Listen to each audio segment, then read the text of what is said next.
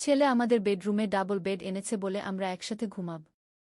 আজ বিকেলে ফার্নিচারের লোকরা আমাদের ঘরে একটা বিশাল ডাবল বেড নিয়ে এল। আমি ছেলেকে জিজ্ঞেস করলাম, এটা কেন? সে বলল, আমাদের পুরনো বেড ছোট, আমরা দুজন আরামে ঘুমাতে পারব। আমি বললাম, আমরা দুজন মানে? সে হেসে বলল, হ্যাঁ মা, আমরা দুজন একসাথে ঘুমাব এই বেডে। স্বামী স্ত্রীর মতো আমার মুখ লাল হয়ে গেল। সন্ধ্যায় নতুন বেড দেখতে গেলাম। সে আমাকে বেডের উপর বসিয়ে দিল। বলল, মা দেখো কতটা নরম। আমরা দুজন মিলে কত আরামে ঘুমাব। রাতে ঘুমাতে যাওয়ার সময় সে আমার হাত ধরে বলল, মা, আজ থেকে এই বেড আমাদের দাম্পত্য জীবনের শুরু। আমি তোমাকে ভালোবাসি, তুমি আমার স্ত্রী হয়ে এই বেডে আমার পাশে শুয়ে থাকো। নতুন বেডের চাদরে নতুন গন্ধ। আমি ভাবছিলাম এই বেডে আমাদের সম্পর্ক কোনো দিকে যাবে। রাতের অন্ধকারে তার নিঃশ্বাসের শব্দ খুব কাছে থেকে শুনতে পাচ্ছিলাম গো। এই গল্পটি সম্পূর্ণ শুনলে আপনাদের পানি অটোমেটিক বের হয়ে যাবে, সো যত দ্রুত সম্ভব হাতের কাছে টিস্যু নিয়ে বসে পড়ো। বিছানার চাদর যেন নষ্ট না হয় সেটা সম্পূর্ণ খেয়াল রাখার অনুরোধ জানিয়ে গল্পটি এখন শুরু করব। তার আগে সর্বশেষ অনুরোধ, দয়া করে এমন পানি বের করার গল্প নিয়মিত শুনতে আমাদের চ্যানেলটি সকলেই সাবস্ক্রাইব করুন। ধন্যবাদ। হ্যালো বন্ধুরা, আমার নাম রিনা খান। আমার বয়স ৩৬ বছর। আমার স্বামীর নাম তানভীর খান, বয়স ৩৯ বছর। আমাদের দুই সন্তান, রায়হান আর মিম। রায়হান ১৮ বছর বয়সী, কলেজে পড়ে। মিম ১০ বছর বয়সী, স্কুলে যায়। আজকের গল্পটা একেবারে অভূতপূর্ব এবং রহস্যে ভরা। কেউ কখনো এমন গল্প শোনেনি। আমি রিনা, আর আমার জীবনে ঘটে যাওয়া এক অবিশ্বাস্য ঘটনার কথা বলছি। সেদিন রায়হান বলল, মা, আমি আমাদের বেডরুমটা একটু পরিবর্তন করতে চাই। নতুন একটা বড় বেড আনতে চাই। আমি অবাক হয়ে বললাম, কেন বাবা? আমাদের তো পুরনো বেডই ভালো। সে রহস্যময় হেসে বলল, মা, তুমি দেখবে, এই বেডটা আমাদের পরিবারের জন্য খুবই বিশেষ হবে গু। সেদিন বিকেলে ফার্নিচারের দোকান থেকে লোকজন এসে আমাদের ঘরে একটা অদ্ভুত ডিজাইনের ডাবল বেড নিয়ে এল। বেডটা দেখতে একেবারে আলাদা ছিল। কাঠের কাজে অদ্ভুত নকশা খোদাই করা। রায়হান বলল, মা, এই বেডে আমরা দুজন একসাথে ঘুমাব। খুব আরামদায়ক হবে গু। আমি বিস্মিত হয়ে বললাম, আমরা দুজন মানে? রায়হান হেসে উত্তর দিল, হ্যাঁ মা, আমি আর তুমি। এই বেডে স্বামী স্ত্রীর মতো আমরা ঘুমাব। আমার গাল লাল হয়ে গেল। আমি কিছু বুঝতে পারছিলাম না। সন্ধ্যায় আমি নতুন বেডটা ভালো করে দেখতে গেলাম। রায়হান আমাকে বেডের উপর বসিয়ে দিয়ে বলল, মা দেখো কত নরম। আমরা দুজন এখানে কত আরামে থাকব। আমি বেডের কাঠের কাজ দেখছিলাম। হঠাৎ খেয়াল করলাম কাঠের নকশার মধ্যে অদ্ভুত চিহ্ন আঁকা, যেন কোনো পুরাতন ভাষার অক্ষর। রাতে ঘুমাতে যাওয়ার আগে রায়হান আমার হাত ধরে বলল, মা, আজ থেকে এই বেড আমাদের নতুন জীবনের সূচনা। আমি তোমাকে অনেক ভালোবাসি। তুমি আমার সাথে এই বেডে শুয়ে থাকো। নতুন বেডের চাদরে একটা অদ্ভুত গন্ধ ছিল, ঠিক যেন পুরানো বইয়ের গন্ধ। রাতের অন্ধকারে আমি শুয়েছিলাম। হঠাৎ অনুভব করলাম বেডটা যেন সামান্য কাঁপছে। প্রথমে ভাবলাম হয়তো আমার ভুল, কিন্তু কিছুক্ষণ পর আবার অনুভব করলাম বেডের কাঠের নকশাগুলো যেন আলো ছড়াচ্ছে। আমি রায়হানকে ডাকলাম, রায়হান, তুমি কি কিছু দেখতে পাচ্ছ? সে ঘুমের মধ্যে বিটবিট করে বলল, মা, বেডটার একটা গোপন রহস্য আছে, কাল সব বলবো। পরের দিন সকালে রায়হান আমাকে ডেকে বলল, মা, তুমি জানো এই বেডটা আসলে কোত্থেকে এনেছি? আমি বললাম, না তো, বলো। সে গোপনীয়তার সাথে বলল, এটা একটা অ্যান্টিক শপ থেকে কিনেছি। দোকানদার বলেছে এই বেডের সাথে একটা পুরানো গল্প জড়িত। আমি কৌতূহলী হয়ে জিজ্ঞেস করলাম, কী রকম গল্প? রায়হান বলল, এই বেডটা নাকি ১০০ বছর আগে একটা জমিদার বাড়িতে ছিল। সেই জমিদারের স্ত্রী এই বেডেই একটা গুপ্তধন লুকিয়ে রেখেছিলেন গু। আমার চোখ বড় হয়ে গেল। গুপ্তধন? রায়হান মাথা নাড়ল, হ্যাঁ মা।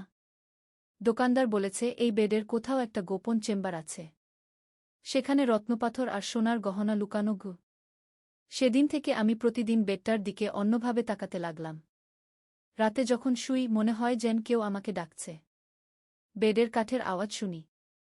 একদিন দুপুরে যখন সবাই বাসায় ছিল না, আমি বেডটা ভালো করে পরীক্ষা করতে শুরু করলাম।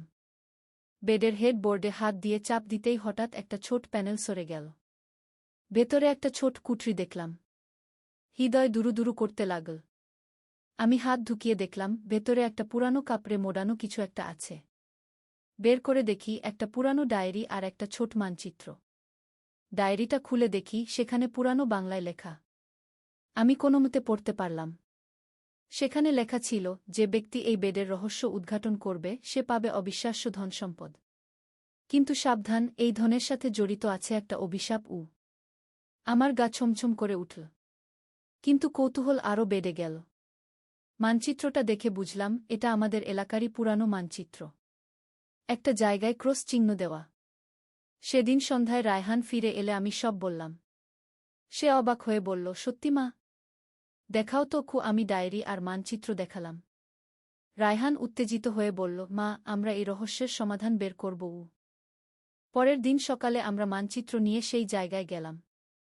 সেটা ছিল আমাদের বাড়ি থেকে 10 কিলোমিটার দূরে একটা পুরানো বাগানবাড়ি। বাড়িটা এখন পরিত্যক্ত। বাগানে ঢুকতেই আমাদের গা শিউরে উঠল। সব জায়গায় পুরানো গাছপালা। হঠাৎ দেখি একটা বিশাল বটগাছের নিচে পাথরের একটা পুরানো কুয়া। রায়হান বলল, মা, মানচিত্র অনুযায়ী এখানেই ক্রস চিহ্ন। আমরা কুয়ার কাছে গেলাম।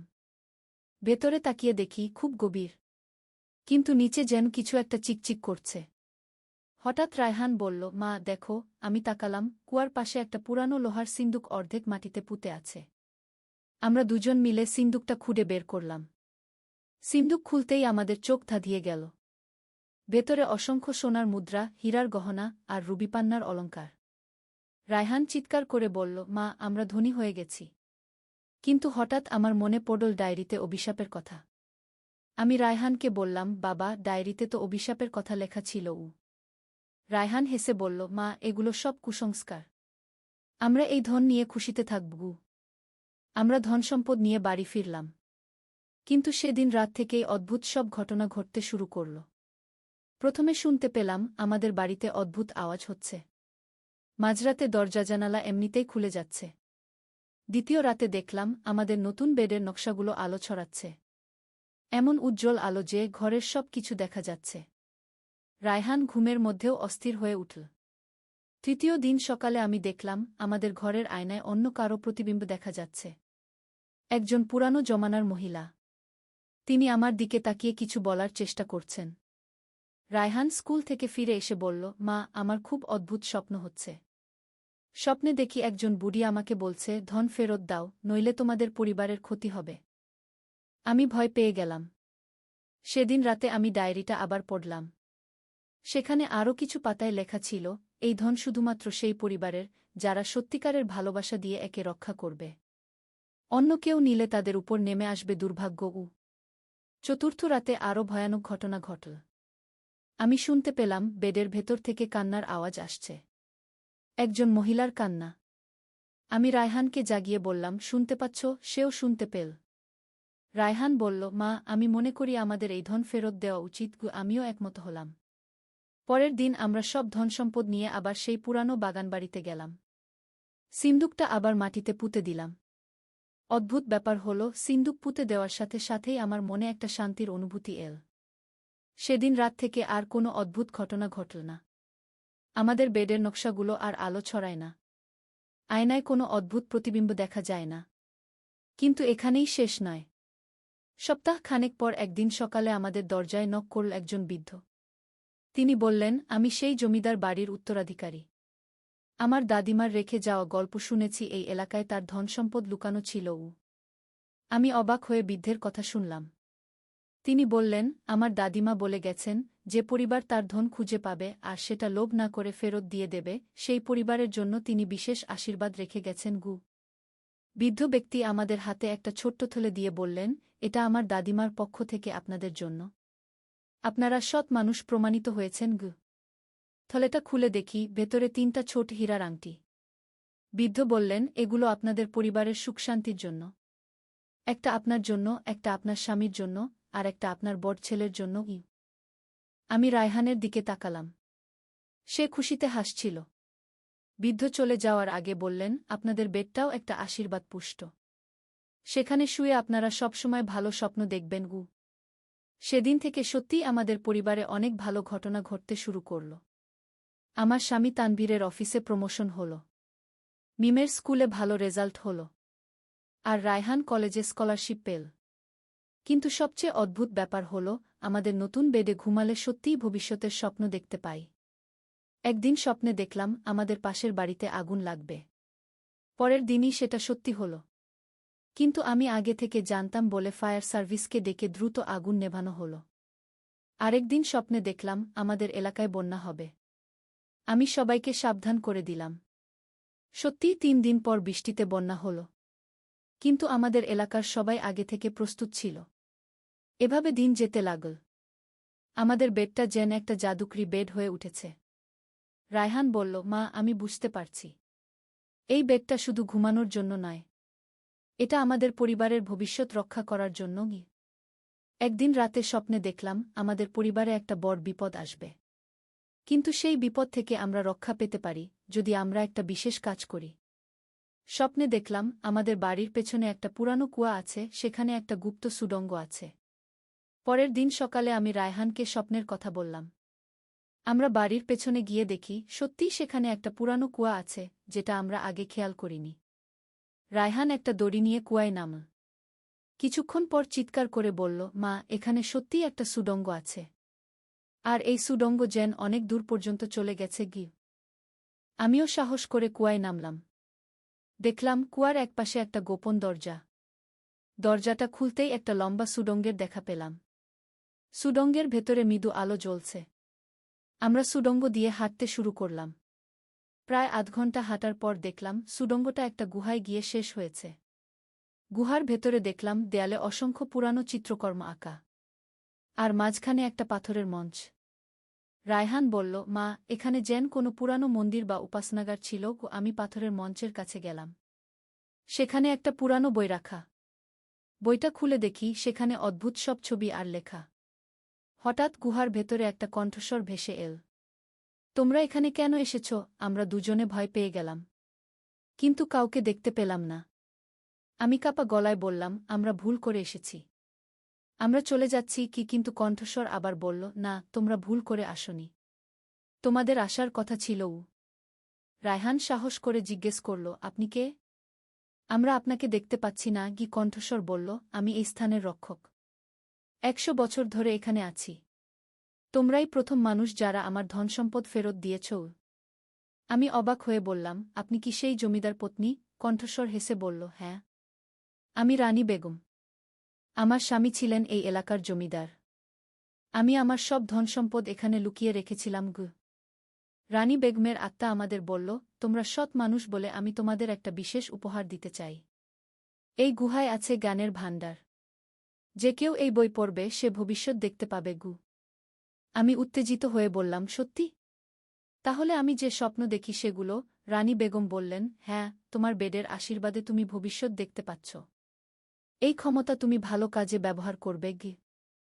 রানী বেগম আমাদের গুহার দেয়ালের চিত্রকর্মগুলো দেখালেন। এগুলো আমার জীবনের গল্প। আমি আমার স্বামীর সাথে অনেক অ্যাডভেঞ্চার করেছি। বিভিন্ন দেশ ভ্রমণ করেছি। এই এলাকার মানুষদের সেবা করেছি। একটা চিত্রে দেখলাম রানী বেগম একটা জাহাজে করে সমুদ্র পাড়ি দিচ্ছেন। আরেকটাতে তিনি একটা পাহাড়ের চূড়ায় দাঁড়িয়ে আছেন। সবগুলো চিত্রই অ্যাডভেঞ্চারে ভরপুর। রানী বেগম বললেন, আমি চাই তোমরাও আমার মতো অ্যাডভেঞ্চার করো। কিন্তু সেটা হবে এই আধুনিক যুগের মতো করে। তিনি আমাদের একটা পুরানো মানচিত্র দিলেন। এই মানচিত্রে আমার লুকানো আরও কয়েকটা গুপ্ত স্থানের ঠিকানা আছে। সেগুলো খুঁজে বের করো। আমি মানচিত্রটা দেখে অবাক হলাম। এতে আমাদের জেলার বিভিন্ন জায়গায় ক্রস চিহ্ন দেওয়া। রায়হান উৎসাহিত হয়ে বলল, মা, আমরা এক এক করে সব জায়গায় যাব। রানী বেগমের আত্মা বলল, কিন্তু মনে রেখো, প্রতিটা জায়গায় একটা করে চ্যালেঞ্জ আছে। সেই চ্যালেঞ্জ পার করতে পারলেই তোমরা পরবর্তী স্থানের সন্ধান পাবে। আমরা গুহা থেকে বের হয়ে বাড়ি ফিরলাম। সেদিন রাতে আমি তানভীরকে সব কিছু বললাম। সে প্রথমে বিশ্বাস করল না। কিন্তু আমি যখন ভবিষ্যতের স্বপ্নের কথা বললাম তখন সে মেনে নিল। পরের সপ্তাহে আমরা পুরো পরিবার নিয়ে প্রথম গন্তব্যে রওনা দিলাম। মানচিত্র অনুযায়ী সেটা ছিল আমাদের জেলার একটা পুরানো দুর্গ। দুর্গে পৌঁছে দেখলাম সেখানে একটা বিশাল ফটক। ফটকে লেখা, যে সত্যিকারের পরিবার তারাই এই দুর্গে প্রবেশ করতে পারবে। আমরা ফটকের কাছে গেলেই সেটা এমনিতেই খুলে গেল। দুর্গের ভেতরে ঢুকে দেখলাম অনেকগুলো কক্ষ। প্রতিটা কক্ষে আলাদা আলাদা ধাঁধা। প্রথম কক্ষে একটা পাজল। সেটা মিলিয়ে আমাদের পরবর্তী কক্ষে যেতে হবে। আমরা পরিবার মিলে পাজলটা সমাধান করলাম। দ্বিতীয় কক্ষে ছিল একটা গণিতের সমস্যা। মিম খুব ভালো গণিত পারে, সে সেটা সমাধান করল। তৃতীয় কক্ষে ছিল একটা সঙ্গীতের ধাঁধা। তানভীর গান জানে, সে সেটার সমাধান করল। চতুর্থ কক্ষে ছিল একটা রং মেশানোর খেলা। রায়হান সেটা সমাধান করল। সব ধাঁধা সমাধান করার পর আমরা দুর্গের মূল কক্ষে পৌঁছালাম। সেখানে দেখলাম একটা সুন্দর সিংহাসন। সিংহাসনের উপর একটা স্বর্ণের মুকুট রাখা। হঠাৎ রানী বেগমের কণ্ঠস্বর শোনা গেল। তোমরা প্রমাণ করেছ যে তোমরা একটা সত্যিকারের পরিবার। এই মুকুট তোমাদের পরিবারের সুখের প্রতীক। আমি মুকুটটা তুলে নিলাম। সাথে সাথে পুরো দুর্গে একটা উজ্জ্বল আলো ছড়িয়ে পড়ল। মুকুট হাতে নেওয়ার সাথে সাথে আমি অনুভব করলাম আমার ভেতরে একটা নতুন শক্তি এসেছে। রানী বেগম বললেন, এই মুকুট তোমাদের পরিবারকে সব বিপদ থেকে রক্ষা করবে। আর তোমার স্বপ্ন দেখার ক্ষমতা আরও বেড়ে যাবে। আমরা দুর্গ থেকে বের হয়ে বাড়ি ফিরলাম। সেদিন রাত থেকে আমি আরও স্পষ্ট স্বপ্ন দেখতে শুরু করলাম। এক রাতে স্বপ্নে দেখলাম আমাদের এলাকায় একটা বড় ভূমিকম্প হবে। আমি সবাইকে সাবধান করে দিলাম। সত্যিই সপ্তাহ খানেক পর ভূমিকম্প হল। কিন্তু আমাদের এলাকার সবাই নিরাপদ ছিল, কারণ আমি আগে থেকেই সবাইকে প্রস্তুত থাকতে বলেছিলাম। এভাবে আমাদের পরিবার এলাকার মানুষদের জন্য একটা আশীর্বাদ হয়ে উঠল। আমার স্বপ্নের মাধ্যমে আমি বিপদের আগাম সংবাদ দিতে পারি। আর আমাদের পরিবারের সবাই মিলে সেই বিপদ মোকাবেলা করি। মানচিত্রে আরও দুটো জায়গার ঠিকানা ছিল। দ্বিতীয় জায়গাটা ছিল একটা পুরানো গির্জা। সেখানে গিয়ে আমরা পেলাম একটা জাদুর বই। বইটায় লেখা ছিল বিভিন্ন রোগের চিকিৎসা। আমি সেই বই পড়ে আমাদের এলাকার অসুস্থ মানুষদের সেবা করতে শুরু করলাম। অদ্ভুত ব্যাপার হল, বইয়ের নির্দেশ মতো ভেষজ ওষুধ বানিয়ে দিলে সত্যিই মানুষ ভালো হয়ে যায়। তৃতীয় জায়গাটা ছিল একটা পুরানো পাহাড়ের চূড়ায়। সেখানে গিয়ে আমরা পেলাম একটা দূরবীক্ষণ যন্ত্র। এই যন্ত্র দিয়ে অনেক দূরের জিনিস দেখা যায়। এমনকি অন্য গ্রামে কি ঘটছে সেটাও দেখা যায়। রায়হান এই দূরবীক্ষণ যন্ত্র ব্যবহার করে বিভিন্ন জায়গায় খোঁজখবর নিতে শুরু করল। একদিন সে দেখল পাশের গ্রামে একটা শিশু হারিয়ে গেছে। আমরা সেই শিশুকে খুঁজে বের করতে সাহায্য করলাম। এভাবে আমাদের পরিবার ধীরে ধীরে এলাকার সবার কাছে বিশেষ হয়ে উঠল।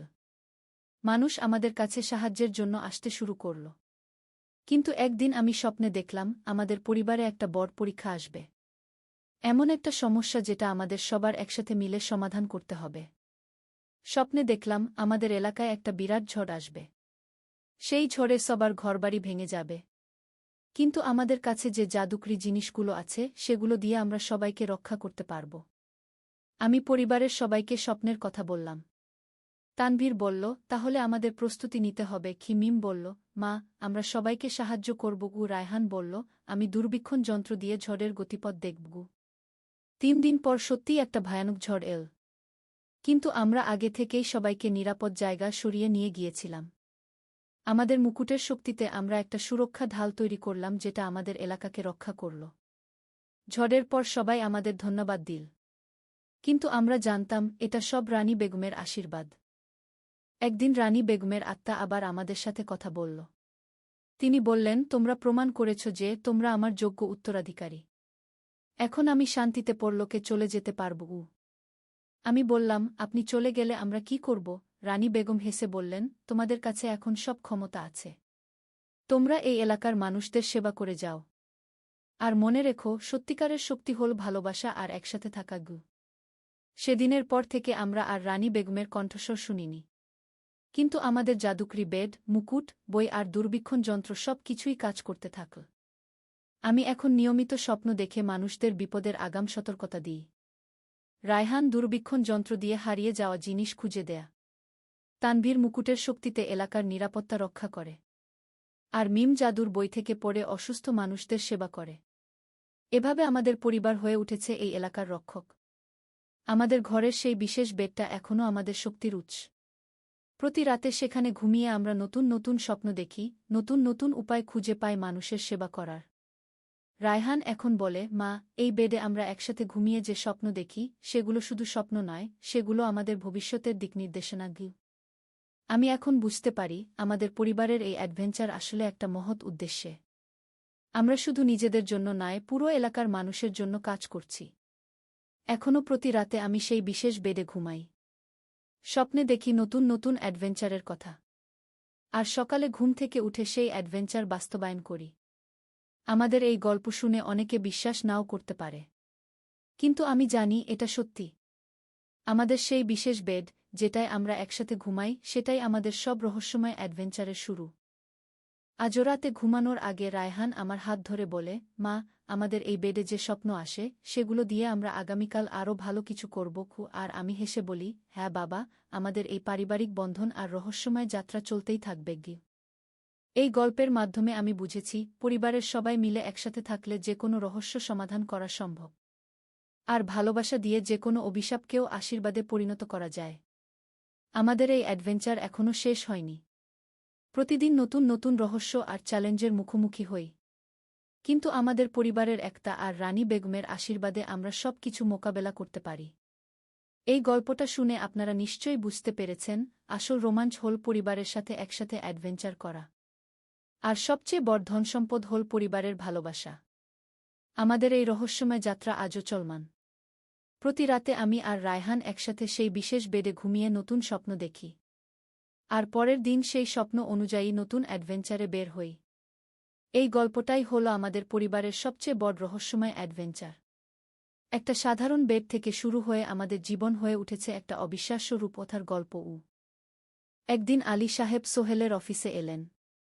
সোহেল তাকে দেখে অবাক হয়ে গেল। স্যার, আপনি এখানে? হ্যাঁ সোহেল, তোমার অফিস একবার দেখতে চাইলাম। খুব সুন্দর হয়েছে গু। আলী সাহেব পুরো অফিস ঘুরে দেখলেন, কর্মচারীদের সাথে কথা বললেন। তারপর সোহেলের রুমে এসে বসলেন। সোহেল, তুমি অনেক দূর এসেছ। মনে আছে 7 বছর আগে তুমি যখন আমার অফিসে প্রথম এসেছিলে চা বানানোর কাজ করতে? হ্যাঁ স্যার, সব মনে আছে ইউ।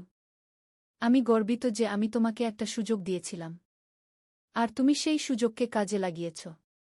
জানো সফলতার মূল সূত্র কি? কি স্যার? কঠোর পরিশ্রম, সততা আর হাল না ছাড়া। তোমার মধ্যে এই 3টা গুণই আছে গু। সোহেল চোখে জল নিয়ে বলল, আপনি না থাকলে আজ আমি এখানে পৌঁছাতে পারতাম না স্যার। না সোহেল, আমি শুধু একটা দরজা খুলে দিয়েছিলাম। ভেতরে ঢুকে পথ তৈরি করেছ তুমি নিজে গু। আলী সাহেব চলে যাওয়ার আগে বললেন, আমার একটা বড় প্রজেক্ট আছে। একটা 20 ফ্লোর বিজনেস টাওয়ার। আমি চাই তুমি এই প্রজেক্টে আমার সাথে পার্টনার হও। 50-50। রাজি? সোহেল অবাক হয়ে গেল। এত বড় প্রজেক্ট? স্যার, আমার কি যথেষ্ট সামর্থ্য আছে? আছে। আমি বিশ্বাস করি। সোহেল রাজি হয়ে গেল। এটা তার জীবনের সবচেয়ে বড় প্রজেক্ট হবে। 50 অধ্যায়, বড় চ্যালেঞ্জ। 20 ফ্লোর বিজনেস টাওয়ারের কাজ শুরু হল। এটা সোহেলের জীবনের সবচেয়ে বড় চ্যালেঞ্জ। প্রজেক্টের বাজেট প্রায় 10 করোড় টাকা। সোহেলকে 5 করোড় টাকা ইনভেস্ট করতে হবে। সোহেল তার সব সঞ্চয়ে, ব্যাংক লোন আর কিছু ইনভেস্টর থেকে টাকা জোগাড় করল। এটা একটা বিশাল ঝুঁকি। যদি প্রজেক্ট ব্যর্থ হয়, সব শেষ। মিনা চিন্তিত ছিল। সোহেল, এত বড় ঝুঁকি নেওয়া ঠিক হবে? মিনা, জীবনে বড় কিছু করতে হলে ঝুঁকি নিতে হয়। আমি এই সুযোগ হাতছাড়া করতে চাই না গিয়ে। কিন্তু যদি কিছু ভুল হয়? ভুল হবে না। আমি আলী সাহেবের সাথে আছি। উনি আমাকে গাইড করবেন। প্রজেক্ট শুরু হল। প্রথম 6 মাস সব ভালোই চলছিল। কাজ সময়মতো হচ্ছে, বাজেট ঠিক আছে। কিন্তু 7 মাসের মাথায় একটা বড় সমস্যা দেখা দিল। একজন প্রধান ইনভেস্টর হঠাৎ তার টাকা ফেরত চাইলেন। তিনি অন্য একটা জরুরি কাজে টাকা লাগবে বলে জানালেন। 1 করোড় টাকা ফেরত দিতে হবে। সোহেল বিপদে পড়ে গেল। 1 করোড় টাকা এখন কোথায় পাবে? প্রজেক্টের সব টাকা ঢেলে দিয়েছে। সে আলী সাহেবের সাথে কথা বলল। আলী সাহেব বললেন, চিন্তা করো না, আমি ব্যবস্থা করছি। কিন্তু আলী সাহেবও বড় একটা প্রজেক্টে আটকে আছেন। তার হাতে লিকুইড ক্যাশ নেই। সোহেল অন্য ব্যাংক থেকে লোন নেওয়ার চেষ্টা করল। কিন্তু ব্যাংক বলল, ইতিমধ্যে তার অনেক লোন আছে, নতুন লোন দিতে পারবে না। সোহেল রাতে ঘুমাতে পারছিল না। খাওয়া দাওয়া বন্ধ করে দিয়েছিল। মিনা তাকে দেখে খুব চিন্তিত হয়ে গেল। সোহেল, প্লিজ নিজেকে এভাবে শেষ করে ফেলো না। কোনো একটা রাস্তা বের হবেই কি। কিন্তু সোহেল কোনো রাস্তা দেখতে পাচ্ছিল না। ইনভেস্টর 15 দিন সময় দিয়েছে। 15 দিনের মধ্যে টাকা ফেরত না দিলে তিনি আইনি ব্যবস্থা নেবেন। 10 দিন কেটে গেল। সোহেল কোনো সমাধান খুঁজে পেল না। সে প্রায় হাল ছেড়ে দিয়েছিল। 11 দিনের দিন একটা অপ্রত্যাশিত ঘটনা ঘটল। জাহিদ ভাই, সোহেলের পুরনো সহকর্মী, তার অফিসে এলেন। জাহিদ ভাই এখন একটা রিয়েল এস্টেট কোম্পানিতে সিনিয়র ম্যানেজার। সোহেল, আমি তোমার সমস্যার কথা শুনেছি গু। হ্যাঁ ভাই, আমি বিপদে পড়েছি গু। আমি তোমাকে সাহায্য করতে চাই। আমার কিছু সঞ্চয় আছে, 5 লাখ টাকা। তুমি নাও। সোহেল চোখে জল নিয়ে বলল, ভাই আমি কিছু বলার দরকার নেই। তুমি আমাকে অনেক কিছু শিখিয়েছ। তোমার কাছ থেকে পরিশ্রম আর সততা শিখেছি। এখন আমার পালা তোমাকে সাহায্য করার। জাহিদ ভাই চলে যাওয়ার পর আরও দুজন এলো। একজন সোহেলের পুরনো ক্লায়েন্ট, আরেকজন তার কর্মচারী। দুজন মিলে আরও 8 লাখ টাকা দিল। করিম মামা 20 লাখ টাকা ব্যবস্থা করলেন। তার কিছু বন্ধুদের কাছ থেকে ধার করে। মিনা তার সব গয়না বিক্রি করে 10 লাখ টাকা দিল। সবাই মিলে প্রায় 45 লাখ টাকা জোগাড় হল। বাকি 65 লাখ টাকা সোহেল তার অফিসের সব অ্যাসেট বিক্রি করে আর একটা প্রাইভেট ফিন্যান্স কোম্পানি থেকে উচ্চ সুদে লোন নিয়ে ব্যবস্থা করল। ঠিক 14 দিনের দিন সোহেল ইনভেস্টরকে 1 করোড় টাকা ফেরত দিল। ইনভেস্টর টাকা নিয়ে চলে গেলেন। সোহেল তার অফিসে ফিরে এসে চেয়ারে বসে কাঁদল। এত চাপ, এত টেনশন, সব যেন একসাথে বের হয়ে এলো।